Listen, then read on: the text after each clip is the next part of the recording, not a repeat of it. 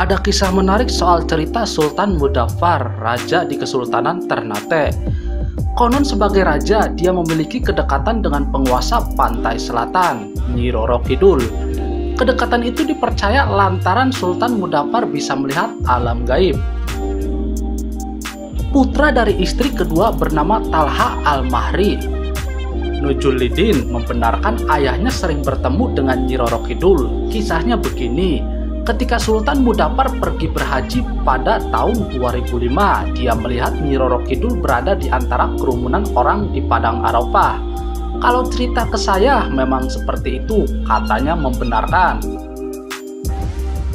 Menurut Sultan Mudaffar, Nujulidin menambahkan, Nyi Roro Kidul memang cantik, tapi tidak seperti dalam lukisan-lukisan yang selama ini ada. Pada saat tertentu, kata dia, Nyi Roro Kidul juga kerap bertandang ke Kesultanan Ternate. Ada ruangan khusus juga tempat Sultan Mudaffar berdiam diri untuk mengambil keputusan. Sebagai seorang raja, Sultan Mudaffar terkadang harus mengambil keputusan dengan seadil-adilnya. Dia kerap bertapakur di ruang puji, kata ia. Itu ceritanya kepada saya, kata Nujulidin. Ruang puji merupakan ruang khusus bagi Sultan Ternate. Ruang itu diberi nama puji karena tempat untuk berdoa. Karena ruang puji, karena itu tempat untuk melakukan puji-pujian. Pernah Sultan Mudaffar bercerita kepada Nujulidin jika dia pernah menemui Nyi Roro Kidul di kamar 308 Hotel Samudra Beach, Pelabuhan Ratu, Sukabumi, Jawa Barat. Namun dia lupa kapan pertemuan dengan sang penguasa pantai selatan itu. Sejatinya Sultan Mudaffar membenarkan jika keberadaan Nyi Roro Kidul memang nyata kepada Nujulidin. Saya lupa, tapi dia pernah menemui di kamar 308, tutur Nujulidin. Kamar 308 diyakini merupakan tempat persinggahan Nyi Roro Kidul. Ide pembangunan itu diprakarsai oleh Presiden pertama Republik Indonesia Soekarno pada tahun 1962. Di hotel itu juga ada tempat biasa dilakukan Soekarno untuk bertirakat. Hotel itu sempat menyaingi beberapa hotel di Bali karena fasilitas dan kemegahannya. Ada juga yang menyatakan Nyi Roro Kidul masuk Islam. Hal itu terbukti saat Ratu Pantai Selatan itu mengikuti ibadah haji di Tanah Suci Mekah. Seusai awal ibadah haji, dia sekarang disebut Hajah Siti Syarifah. Dulu kerap dengan warna hijau, bermahkota dengan identik dengan nuansa mistis, sekarang sudah memakai jilbab.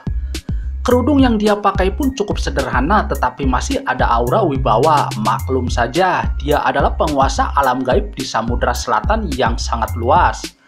Apakah ini benar atau hanya tipuan belaka? Apa ada bukti penampakan yang menunjukkannya? Kisah ini muncul dari Raja Ternate, Sultan Mudaffar Shah, saat pelaksanaan ibadah haji di Makkah, Arab Saudi. Raja Ternate yang memiliki indera keenam melihat Nyi Roro Kidul ikut berhaji, mengenakan jilbab dan pakaian haji. Diceritakan, penguasa Laut Kidul itu berhaji dengan para pemimpin alam gaib. Dia terlihat di antara kerumunan jemaah haji di Padang Arafah. Hal itu diamini guru besar sosiologi dan antropologi Universitas Islam Negeri UIN, Syarif Hidayatullah, Jakarta, Profesor Bambang Pranowo.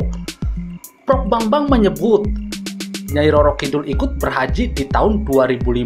Berita Ratu Laut Kidul masuk Islam sebetulnya sudah lama didengar para dukun dan lingkar spiritual Jawa.